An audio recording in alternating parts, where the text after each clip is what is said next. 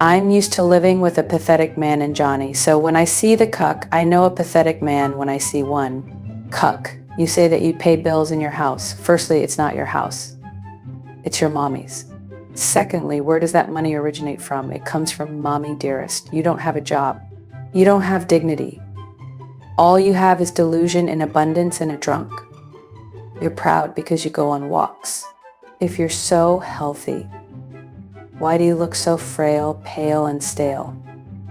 When you attack others for not exercising, why don't you mention Dawn? She sits at home in bed drinking all day, probably on the phone to Dante or Dion.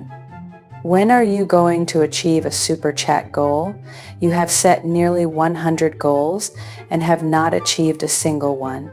Some great creators have had their monetization unfairly taken away from them. You being monetized is a complete waste. Time for YouTube to change their monetization policies. You say that we are ashamed to show our face on camera. You show your face because you have no shame.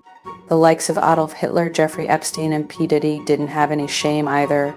They were all proud to come on camera despite doing the most disgusting things behind the scenes. I know what you said about poor Gabby Petito. Despite what you say, Gabby did not deserve it. The only reason you think that you can out-debate anyone is because the only opponent you're brave enough to ever face is your silly, outdated selfie stick. That's all you talk to. Why? Because a selfie stick is unable to turn around, tell you the truth. Dana was right to get rid of you. She would be in Dawn's situation if she didn't leave. Dawn was happy, employed, and healthy before she met you. I must say one thing, however, I think that you have succeeded at one thing. Have you been practicing personal deterioration on Dawn? If so, you have succeeded with flying colors. Cuck, you are a narcissist and a complete joke. In fact, you have lost more times in a courtroom than I have.